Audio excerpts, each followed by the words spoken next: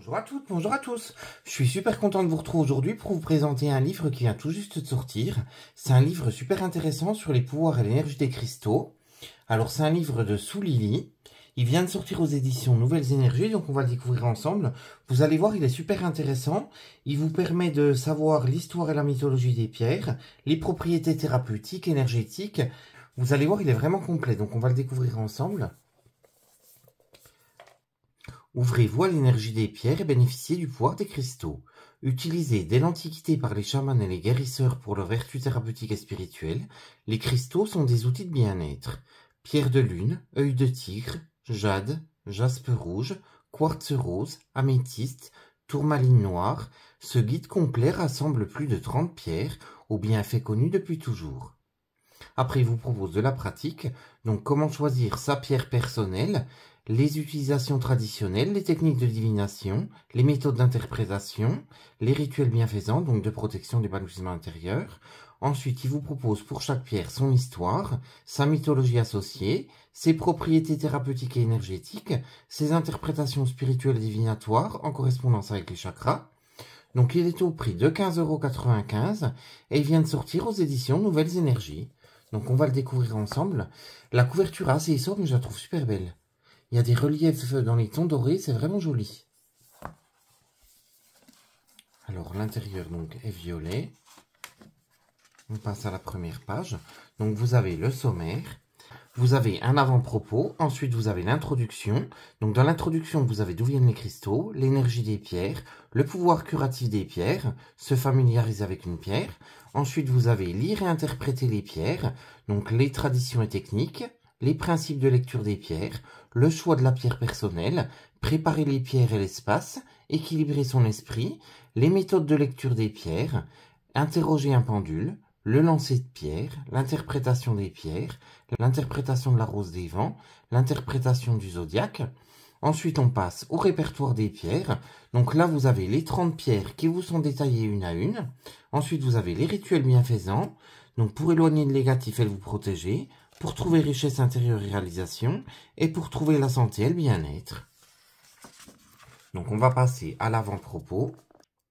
Les pierres, notamment les cristaux, sont utilisés à des fins thérapeutiques et spirituelles depuis des temps immémoriaux.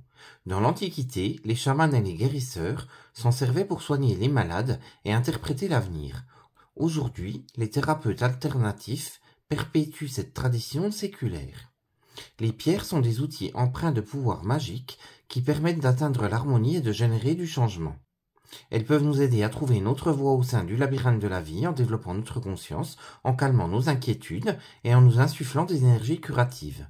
Éléments tout aussi importants en leur qualité d'outils naturels, les minéraux nous reconnectent à la Terre et à l'univers, au-delà de notre ère technologique.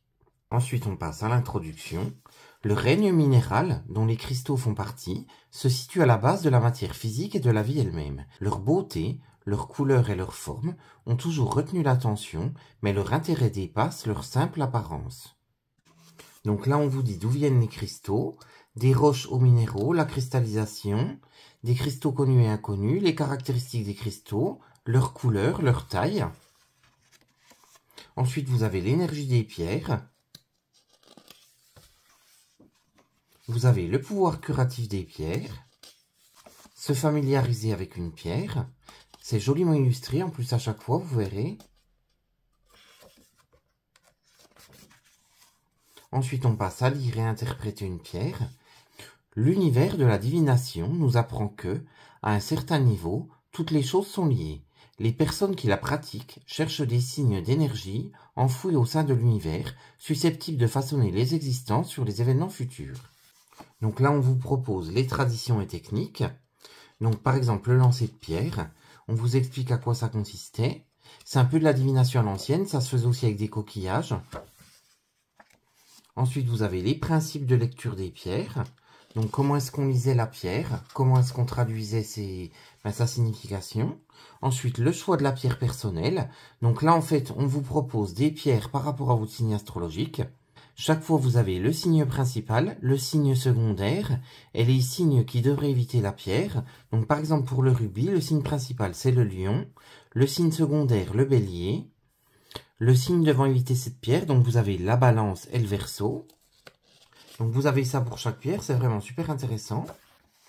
Ensuite, vous avez un tableau de correspondance, donc du signe astrologique, de la date et de la pierre et des cristaux qui lui correspondent.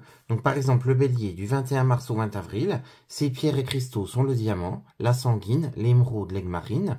Pour le taureau, c'est le 21 avril au 20 mai, c'est l'émeraude et le diamant. Donc vous avez ça pour chaque signe. On vous explique tout, c'est vraiment super intéressant. Ensuite, on vous explique comment préparer les pierres et l'espace. Après, vous avez équilibré son esprit. Donc, on vous explique comment s'ancrer à la terre, le contexte, comment terminer la séance, comment se connecter à sa pierre. Ensuite, les méthodes de lecture des pierres.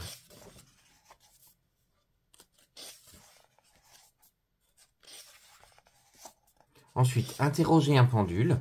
Donc, on vous explique comment interroger un pendule avec votre pierre. Le lancer de pierre, donc que je vous parlais tout à l'heure.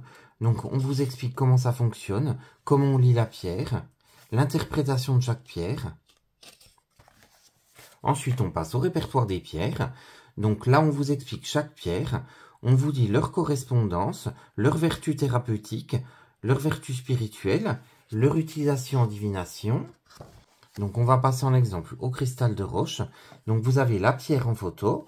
Vous avez son explication, donc sa couleur, donc là elle est incolore, sa dureté, vous avez ses propriétés, vous avez sa correspondance au niveau du chakra, donc ensuite vous avez l'explication de la pierre, vous avez son histoire et son mythe, vous avez ses pistes d'interprétation, donc là chaque fois en fait on vous donne l'explication, vous avez également sa personnalité, son énergie, vous avez également les propriétés thérapeutiques et spirituelles et l'interprétation divinatoire. Donc vous avez ça pour chaque pierre. On apprend énormément de choses. Tout a été mis dans le détail. C'est vraiment très joli. Ensuite, on passe au rituel bienfaisant. Donc là, en fait, on vous explique par exemple pour éloigner le négatif et vous protéger. Donc comment utiliser la pierre. On vous donne également une explication pour trouver richesse intérieure et réalisation. Pour la santé et le bien-être. Et pour finir, vous avez les ouvrages de la même collection. Je ne sais pas ce que vous avez pensé de ce livre. Pour ma part, je le trouve super intéressant. On apprend énormément de choses. C'est vraiment un très bel outil, je trouve. N'hésitez pas à me dire ce que vous avez pensé de ce livre. En attendant, je vous fais de gros bisous et je vous dis à très vite pour de nouvelles vidéos. À très bientôt. Gros bisous.